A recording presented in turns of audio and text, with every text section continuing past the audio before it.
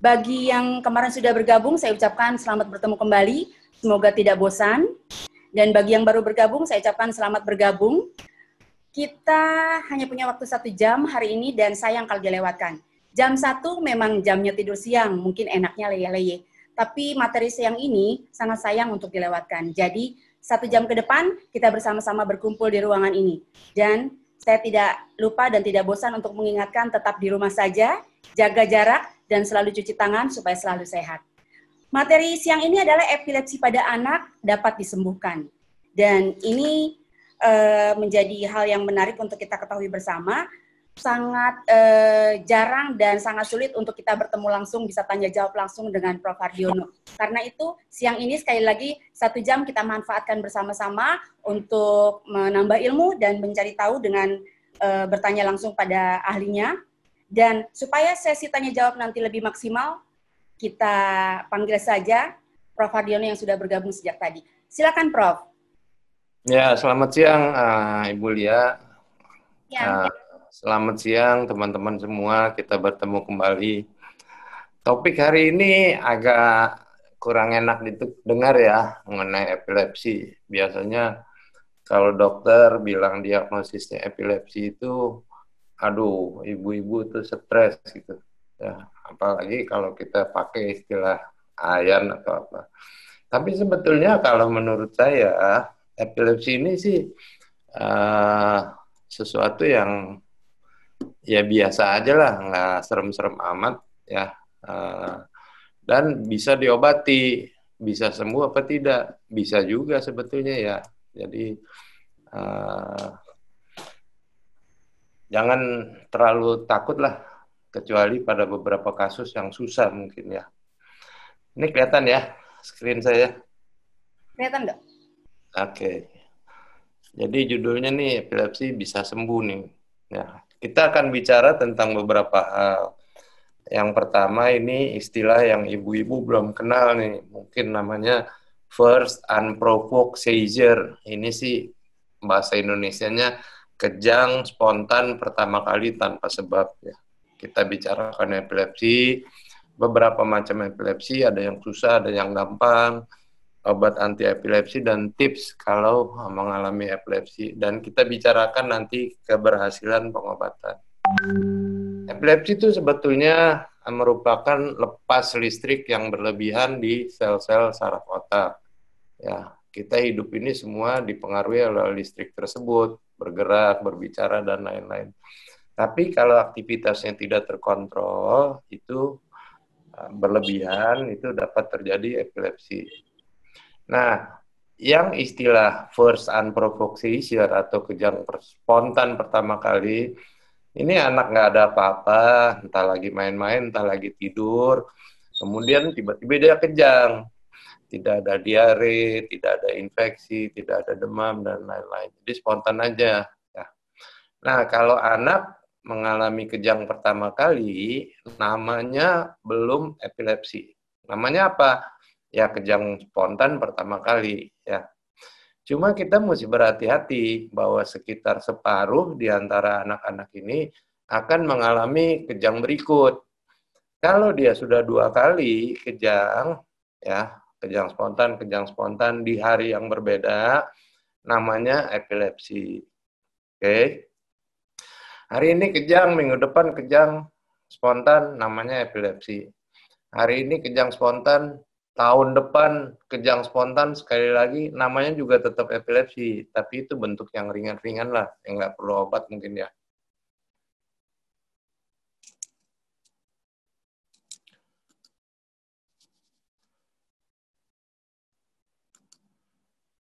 Kita bicarakan tentang epilepsi tadi ya. Nah, sekarang ya. Oh, ibu-ibu selalu tanya, dok, penyebabnya apa? Ini juga sudah ada yang ya keluar coretan lah gitu. Bentar ya.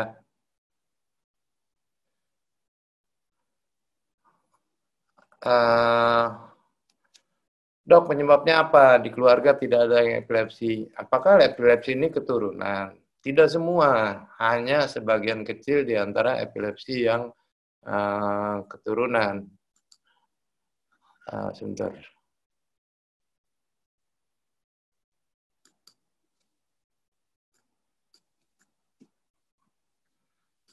hanya sebagian kecil yang keturunannya. Nah, faktor genetiknya juga ada yang diketahui, ada yang tidak.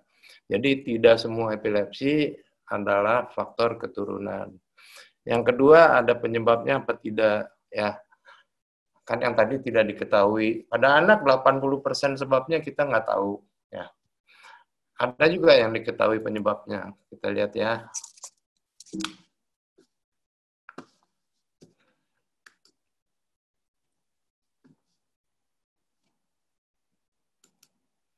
Ini misalnya nih, kalau ada anak, ya, kemudian kan suka ada tanda merah di mukanya. Kalau tanda merah itu mengenai bagian mata sini, ya, itu di dalam kepalanya juga ada hal yang sama, pelebaran pembuluh darah. Ini namanya adalah Sturge-Weber. Kita lihat di scan-nya sini, di sini ada pelebaran pembuluh darah ya. Ini akan menyebabkan epilepsi yang agak sulit diobati. Kemudian kita lihat ini satu lagi, kalau bayi baru lahir kita harus lihat tubuhnya. Kalau ada tanda putih seperti ini di kulitnya, satu atau beberapa buah, kita harus hati-hati, ini namanya tuberous sclerosis. Kalau anak yang sudah besar, di wajahnya keluar bintil-bintil seperti ini yang mirip jerawat tapi bukan jerawat. Nah, di dalam kepalanya juga ada bintil tersebut. Kita lihat yang putih ini namanya tuber. Tuber ini akan menjadi hal yang menyebabkan anak mudah kejang. Ya. Jadi ini dua contoh epilepsi yang ada sebabnya. Satu kelainan pembuluh darah, satu lagi karena tuber tersebut. Nah, sekarang bagaimana jenisnya? Epilepsi ini satu macam apa banyak macam? Sebetulnya banyak sekali pada anak-anak macamnya ya. Kalau kita bicara sindrom epilepsi pada anak, mungkin ada sekitar 30-40 macam yang namanya susah-susah dan jarang kita lihat. Tapi sebagian besar ini kita bisa bedakan menurut kejang yang kita lihat, jenis bangkitan kejang. Bisa vokal atau parsial sebelah, bisa kejang umum dua-duanya ya. Kita lihat sini, kalau ini adalah kejang parsial atau vokal. Kejang parsial ini biasanya di satu sisi otaknya ada gangguan saraf yang sudah ada memang ya. Gangguan tersebut menjadi fokus yang bisa melepaskan listrik. Hanya sebelah, kelihatannya nanti yang kejang sisi sebelah yang lain ya. Tapi kadang-kadang atau sering makan itu aktivitas lepas listrik berlebihan menjalar ke sisi lain. Kalau sudah melewati garis tengah, kejang vokalnya berubah menjadi kejang umum. Ya. Ini anak, contoh anak yang kejang vokal, lihat anak yang kejang vokal tetap sadar ya, hanya ada gerakan-gerakannya. Ya. Ini sebetulnya secara klinis tidak menakutkan, tidak juga merusak otak yang lebih lanjut, tetapi sebetulnya mengobatinya lebih susah dibandingkan kejang yang kejang umum. Ya. Kalau di EEG kita lihat di sini ada aktivitas listrik yang merupakan gelombang epilepsi, hanya sebelah yang satu lagi tidak ada. Ya. Ini adalah epilepsi yang sebetulnya paling sering ditemukan pada anak. 26% di antara seluruh epilepsi anak. Anaknya sedang tidur, tiba-tiba kita dengar suara tuh, gitu ya. Kemudian kita lihat anaknya mulai kelojotan sebelah, tapi lama-lama bisa dua-duanya kelojotan. Ya. Ini kan banyak, 26% di antara seluruh epilepsi, tapi biasanya pasiennya tidak dibawa ke dokter. Kenapa? Karena kejangnya ringan dan seumur hidupnya cuma 1 kali atau 2 kali. Kalau kita mendapat pasien dengan benign Rolandic epilepsi ini juga seringkali kita tidak berikan obat karena ringan-ringan saja, dia akan sembuh sendiri ya. Yang ini kita bicara tentang kejang umum ya. Kejang umum ini seluruh otaknya tiba-tiba melepaskan listrik yang berlebihan. Ya. Ada macam-macam. namanya absans atau tonik-klonik lah yang paling sering kita lihat ya. Yang lain-lain nanti kita lihat contohnya aja, agak sulit. Ciri khas dari kejang umum adalah kesadarannya hilang. Ya, jadi anaknya nggak sadar. Ini bedanya sama menggigil. Kalau anak sedang demam kan suka menggigil. Anak menggigil itu tetap sadar, mama nggak enak nih mah, gitu ya. Kalau kejang dia hilang kesadaran. Ini kita lihat ada fokus kejang di EEG-nya terjadi di kiri dan di kanan sama-sama ya. Ini contoh yang namanya absence ya. Anak ini sedang duduk nggak apa-apa, kemudian kita lihat bahwa dia bengong gitu, tidak bereaksi terhadap sekitarnya. Ya. Hal ini bisa terjadi belasan kali satu hari, sehingga keluhan orang tua sering, satu, anaknya seperti sering melamun, dua, pelajaran sekolahnya mundur. Kenapa mundur? Tentu saja dia sedang belajar, bengong, belajar, bengong, belajar, bengong. Ya. Jadi sering datang dengan keluhan tersebut. Bagaimana kita mengetahui absans? Sebetulnya gampang. Absans ini bisa dicetuskan. Kita ambil selembar kertas, letak pegang sejauh begini, kemudian suruh dia narik napas nih. Ya. Namanya adalah tes hiperventilasi. Kalau dia benar absans, disuruh bernapas seperti meniup seperti itu 30 kali pasti muncul. Ini kita lihat anak yang ada serangan sedang dites ya. Yang penting tarik napasnya yang dalam ya. Bukan gitu, bukan gitu. Nah, ini terjadi serangan anaknya terus bengong begitu. Ya. Oke. Absans ini nggak serem-serem amat. Bahkan saya kalau dapat pasien absans saya nggak pusing gitu.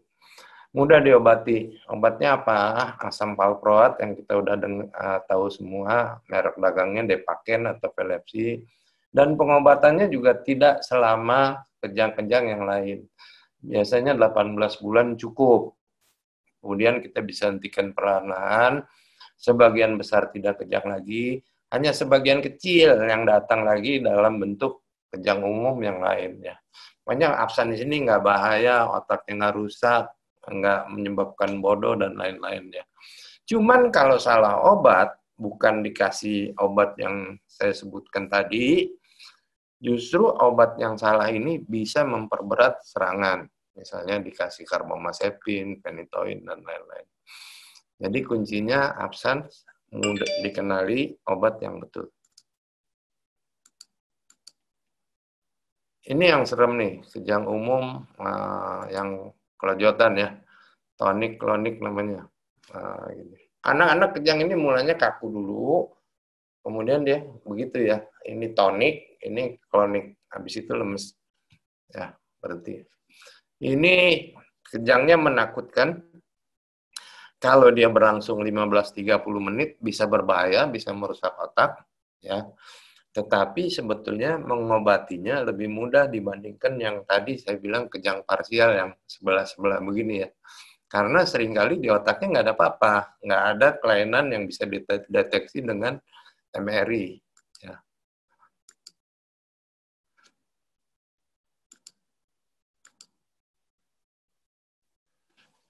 Obatnya macam-macam, cuman yang standar kita perbolehkan buat semua dokter anak sebetulnya 4 saja nih, valproat, karbamazepin, phenytoin, dan phenobarbital. Ya, semua sama baiknya, mau dipakai yang mana juga sama hasilnya, cuma kita pilih obat yang efek sampingnya paling ringan. Kalau phenobarbital murah, tapi anaknya hiperaktif. Kalau valproat agak mahal, tapi anaknya nggak ada efek samping. Nanti kita bahas lagi mengenai ini. Ya. Nah, pada anak tidak ada pada dewasa ya. Khusus pada anak kita kenal namanya sindrom epilepsi. Ada gejala ini, gejala ini, gejala ini sama-sama namanya sindrom. Ada puluhan macam ini, sampai 40 macam, tapi yang paling terkenal adalah spasme infantil. Nomor 2, sindrom Lennox-Gastaut. Kalau ada hal begini, saya saja susah mengobatinya. Jadi ini mungkin perlu dirujuk ke ahli saraf anak. Kita lihat anak-anak ini, anak ini serangan spasme infantil itu bentuknya kaget-kaget, seperti orang memeluk, kadang-kadang bersuara dia. Kaget ini jadinya waktu mau tidur atau waktu bangun tidur. Hari bisa belasan kali, bisa puluhan kali. Infantil terjadi pada anak berumur 3 bulan sampai 1 tahun. Obatnya Oke. Kalau ini namanya sindrom mengingat. Sindrom mengingat ya. Jadi kalau infantil lebih mudah, dia menjadi sindrom mengingat.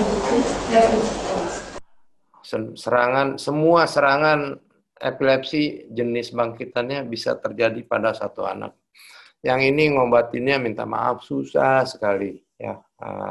Dia refrakter, tidak mempan obat, dan sebagian besar dia mengalami disabilitas intelektual atau retardasi mental. Tapi ini nggak banyak ibu-ibu, jadi ya udah jangan takut-takut amat gitu.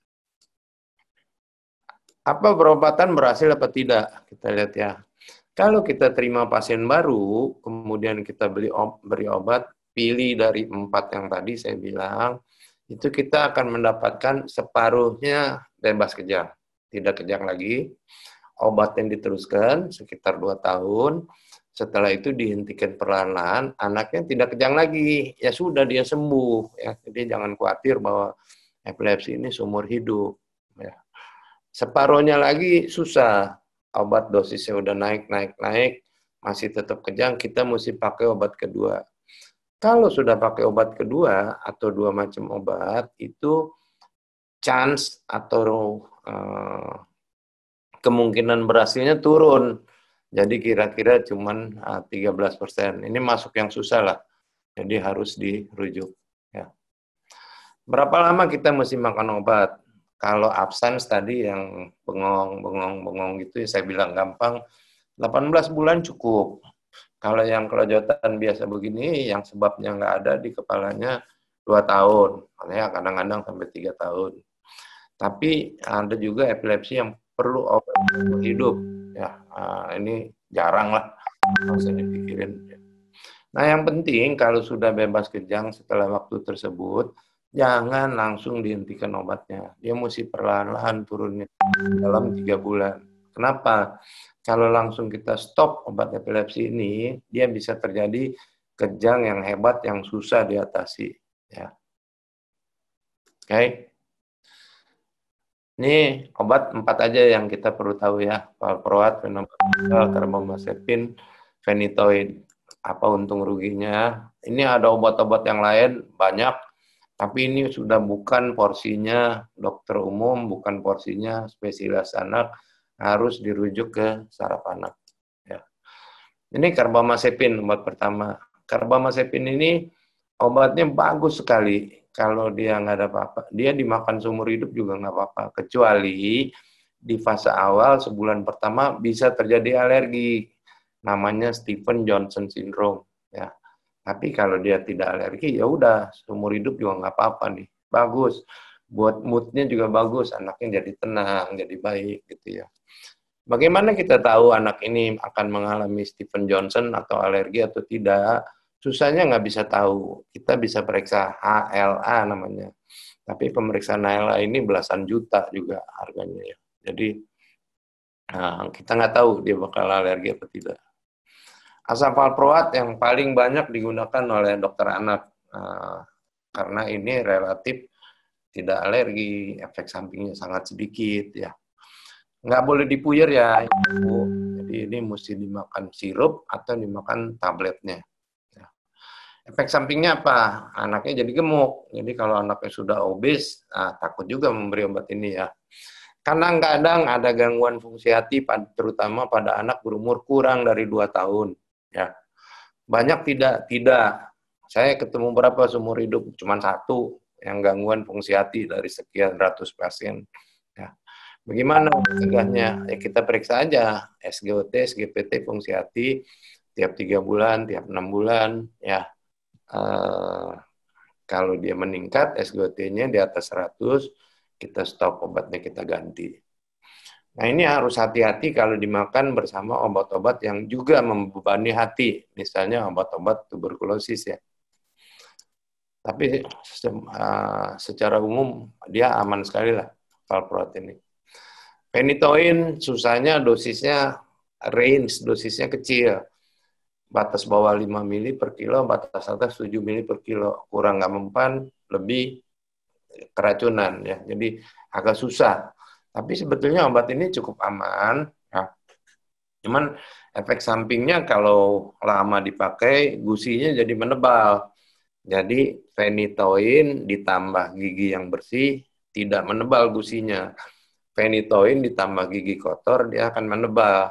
Akibatnya apa? Harus ke dokter gigi setiap 3 bulan, membersihkan karang giginya. Nah, sayangnya ada efek samping yang kalau bukan efek samping, kalau dosisnya ketinggian, anak jadi goyang-goyang, namanya ataksia ya, goyang-goyang gitu. Kalau ada ini, kita gantikan obat dan kita ganti. Itu namanya ataksia, karena bukan efek samping, tapi karena dosis phenytoinnya terlalu besar. Nah, ini ada beberapa tips. Nomor 1, kalau kita makan obat epilepsi, anak makan obat anti epilepsi, itu terjadi gangguan penyerapan kalsium. Dan metabolisme vitamin D juga terganggu. Sehingga untuk semua anak yang makan obat anti epilepsi harus diberi suplementasi vitamin D dan kalsium. Ya, jangan lupa.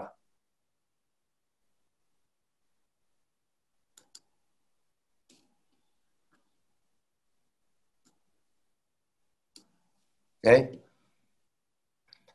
Sebaiknya sih diperiksa kadar kalsiumnya ya.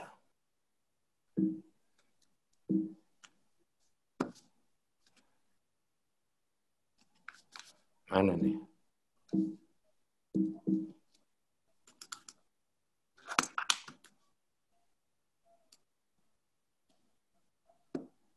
Bentar ya, maaf.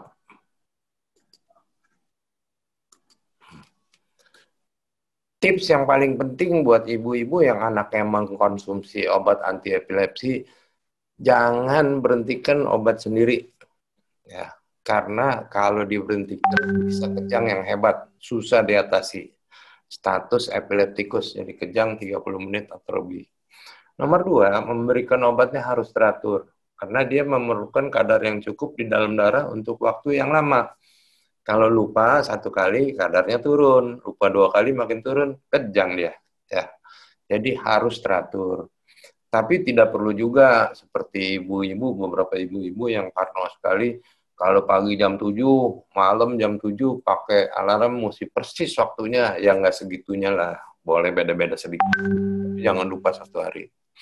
Pantangan apa? Anak ini tidak boleh berenang sendiri. Bukannya air mau bikin kejang, tapi takutnya kalau sedang berenang, dia serangan, dia tenggelam. Ya. Kalau berenang dikawani boleh apa tidak? Boleh saja. Ya, jadi nggak apa-apa. Anak ini nggak boleh naik sepeda sendiri di jalan umum. Kalau ditemani boleh apa tidak? Ya boleh naik sepeda di taman, di sekitar kompleks, nggak apa-apa. Di luar negeri, banyak yang kecelakaan, dia sedang serangan, di sampingnya ada pemanas, dia nggak sadar, dia pegang pemanas tersebut. Dia nggak berasa kan, dia lagi serangan. Ya. Jadi luka bakar. Di sini sih saya hampir tidak pernah menemukan yang sampai luka bakar. Oke, terima kasih. Sampai sini kita bicara. Jadi jangan takut, epilepsi ini memang namanya serem, tapi sebagian besar bisa disembuhkan dengan obat yang betul. Ibu-ibu ini ada banyak pasien terapi di klinik saya, kasihan ya karena terapinya tutup. Jadi kita membuat terapi online seperti home program buat anak-anak sekolah sekarang. Tapi ini terapi. Untuk ini ibu bisa menghubungi klinik biasa, nanti berhubungan langsung dengan terapisnya. Apakah mau dilakukan terapi online atau tidak. Sampai sini ibu-ibu ya. Terima kasih. Baik, Silakan bertanya. Ini udah ada dulu nih. Anak saya 16 bulan sudah 2 kali kejang tanpa demam. Namanya maaf epilepsi ya. Kejang seluruh badan tidak sadar, kejang umum.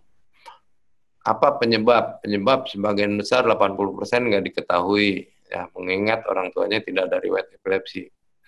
Apa yang harus dilakukan agar anak sembuh total? Bu, kalau anak epilepsi, yang dilakukan ya makan obat yang benar. Nggak ada yang lain. Apa ada obat herbal? Nggak ada. Ya, jadi obat herbal yang dijual-jual tidak ada bukti ilmiah bahwa obat herbal itu bisa. Anak didiagnosis infantile spasm sedang dalam pengobatan sudah 2 bulan. Pasti akan terganggu. Kalau spasme infantil biasanya perkembangannya terganggu, Bu. Cuman kalau diberikan obat, dia all or none. Begitu diberikan obat khusus, 2 minggu, mesti serangannya hilang, mesti EEG-nya normal. Kalau itu akan lebih bagus. Makan vitamin D ada alergi di tubuh. Waduh, saya nggak pernah dengar nih, Bu. Apakah